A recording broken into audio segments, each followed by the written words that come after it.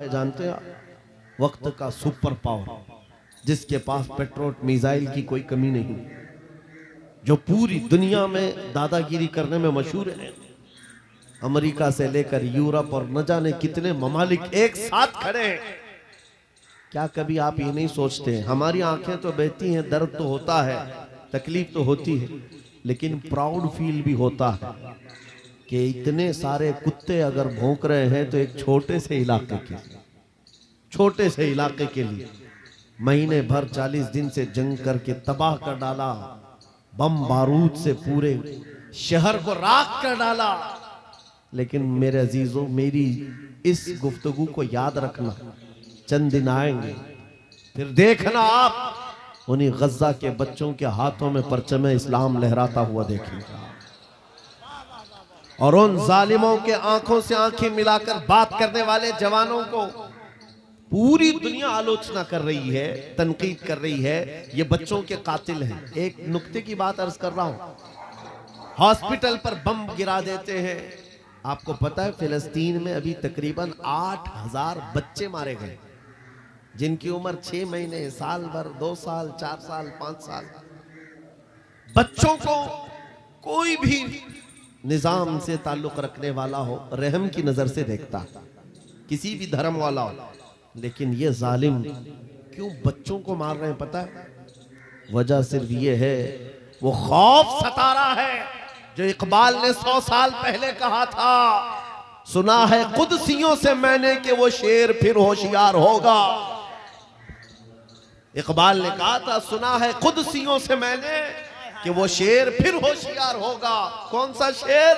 निकल करके सहरा से जिसने उलट दिया था तख्ते रोमा, वो शेर फिर होशियार होगा। ये इजराइली वही काम कर रहे हैं जो इनके बाप दादा फिरौनी ताकत किया करते थे। फिरौन को नजूमियों ने बताया था कि एक बच्चा पैदा होगा जो तेरी सल्तनत को हिलाक कर देगा, और इस खौफ से उसने 1 साल के अंदर 12,000 बच्चों को कत्ल कर डाला था।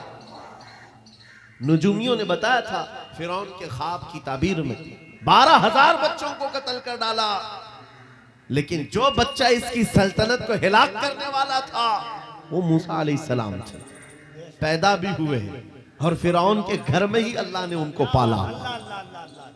आपको पता है, तफसीर उठा करके देख लें, जब हजरत मूसा अलैहिस्सलाम की माँ, उनकी विलादत का वक्त करीब आया तो तहखाने में गई, बेटा पैदा हुआ। हालात ऐसे थे कि फिरौन जो भी बच्चा पैदा होता ज़बह कर देता था। कुरान में आया, युज़ब्बिऊना अब्नाअहुम व यस्तहयूना निसाअहुम, लड़की पैदा होती तो जिंदा छोड़ देते थे, बेटा पैदा होता तो ज़बह कर देते थे। अब मूसा अलैहिस्सलाम जब पैदा हुए तो क्या किया? खुदा की तकदीर और उसकी हिकमत के फैसले आपको मैं बता रहा हूँ, तफसीर से ताल्लुक रखने वाली बात। अल्लाह ताला ने मूसा अलैहिस्सलाम की माँ के दिल में ये बात डाला कि एक लकड़ी के संदूक में इनको रख करके दरिया में बहा दो। और रबतना अला कुल, अल्लाह ताला फरमाता है कि हमने उनके दिल को बांध दिया, मजबूत किया। किसको? हजरत मूसा की माँ को। उन्होंने एक संदूक में मूसा अलैहिस्सलाम को रखा और दरिया में बहा दिया। मूसा अलैहिस्सलाम की बड़ी बहन बहते हुए संदूक का पीछा करते हुए जा रही थी, देख रही थी कहाँ गया है संदूक। सीधे फिरौन के बागीचे के किनारे जाकर लग गए।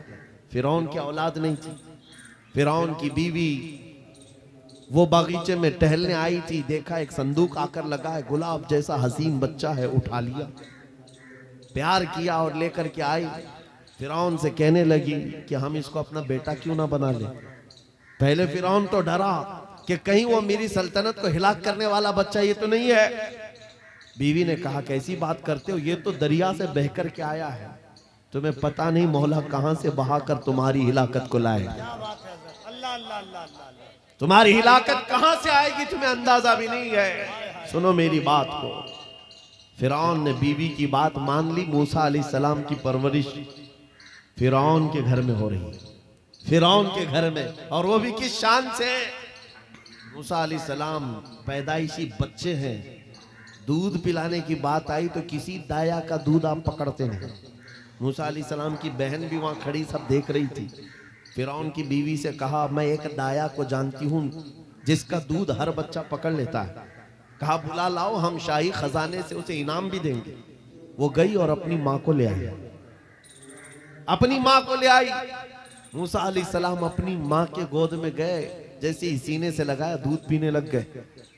बादशाहत में खुशी, और मूसा अलैहिस्सलाम की माँ को इनाम और इकराम भी दिया गया। हर बच्चे की परवरिश के लिए मूसा अलैहिस्सलाम की माँ को फिरौन के घर में रखा गया। तुम्हें पता है रब तबारक व तआला की हिकमत के फैसले, वमकरू वमकरल्लाह वल्लाहु खैरुल माकिरीन। मेरा रब फरमाता है काफिर मंसूबा बनाते हैं और अल्लाह खुफिया तदबीर करता है, और रब की खुफिया तदबीर गालिब आती है। मूसा अलैहिस्सलाम जवान हुए फिरौन के घर में, फिरौन के घर में जवान हुए। उसके बाद फिर आपने जब अपनी नबूवत के बाद दावत हक पेश की तो फिरौन जानी दुश्मन हुआ। उसके बाद जो हालात हुए आपको पता है। फिरौन मूसा अलैहिस्सलाम को मारने के लिए पूरी फौज लेकर पीछे निकला। मूसा अलैहिस्सलाम समंदर में चल करके आगे गए, रास्ते आपके लिए खुल गए। फिरौन भी उसी रास्ते पर आया। अल्लाह फरमाता है कि हमने समंदरों को मिला दिया, गर्क कर दिया फिरौन को। एक छोटी सी तारीख में आपको बता रहा हूं, 12,000 बच्चों का कत्ल किया इस डर से कि मुझे हिलाक करने वाला बच्चा ना पैदा हो। लेकिन जो बच्चा तेरी सल्तनत को हिलाक करने वाला था वो तेरी नाक के नीचे परवरिश पा रहा था। आज इन जालिमों ने गद्दा के हजारों बच्चों को सिर्फ इसलिए मारा है कि ये बड़े होकर के मुजाहिद ना बन जाए, ये बड़े होकर के हमें आंख दिखाने वाले ना बन जाए। और बाज़ाब्ता स्टेटमेंट में ये कहते भी हैं इन बच्चों को कत्ल करने से हमें कोई खौफ नहीं, कोई आपत्ति नहीं है, कोई तकलीफ नहीं है, इसलिए कि बड़े होकर के ये हमें आंख दिखाने वाले बनेंगे। ये डर तुम्हारा बता रहा है। कई हजार बच्चों को भी तुम कत्ल कर लो, लेकिन तुम अल्लाह की उस हिकमत से गाफिल हो। जालिमो, वो अनकरीब पैदा होगा जिसको दुनिया सलाहुद्दीन कहती है, वो अनकरीब होगा। मेरे अजीजों, आज के नौजवानों से मैं ये कहता हूं, तुम्हारे दौर में भी ये डरा सहमा हुआ जो माहौल है लोग बनाने की कोशिश कर रहे हैं, अभी देखना और हालात खराब किए जाएंगे। हमारी हुकूमत आएगी तो मस्जिदों को तोड़ डालेंगे, मदरसों को तोड़ डालेंगे।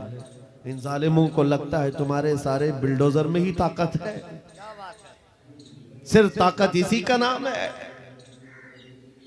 राज मिल जाए, तख्त मिल जाए, उस वक्त कुछ लोगों के ऊपर जुल्म करना आसान है, जिस तरह चंगेज ने भी किया, हलाकू ने भी किया, बड़े बड़े जालिमों ने किया है, और उनका हशर भी तुम्हें मालूम होना चाहिए।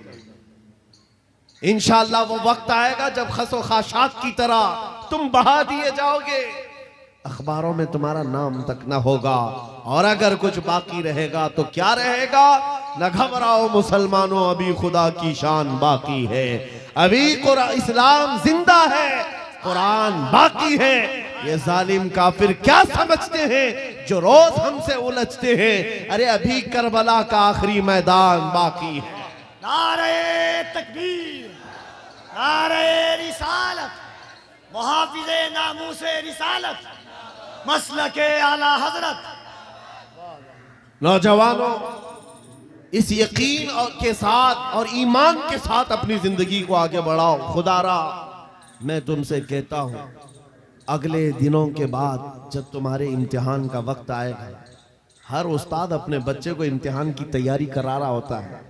बेटा सवालात ऐसे आएंगे, टाइम इतना होगा, स्क्वाड भी होंगे, चेक करने वाले एग्जाम हॉल में बार बार आएंगे, तुम्हें देखेंगे। उस वक्त तुम खौफ से अपने हाथ में कपकपी नहीं पैदा करना, दिल को जमाना और अपना इम्तिहान मुकम्मल करना। यह हर उस्ताद अपने बच्चों को तरकीन करता रहता है। अजीज़ान गिरामी वक़ार, इस मिंबरे नूर से मैं आपको इस बात की तलकीन करके जाता हूं, इम्तिहान की घड़ी अनकरीब आने वाली है, आपके साथ भी। और जो इम्तिहान तुम्हारा होगा वो इस्तिकामत का इम्तिहान होगा, तुम्हारे ईमान पर जमे रहने का, तुम्हारे डटे रहने का इम्तिहान होगा। देखना बहुत सारे पार्टी बदल लेंगे, बहुत सारे मसलहतों के पर्दों में छुप जाएंगे, बहुत सारे लोग किसी की धोती में पनाह ले रहे होंगे, कोई किसी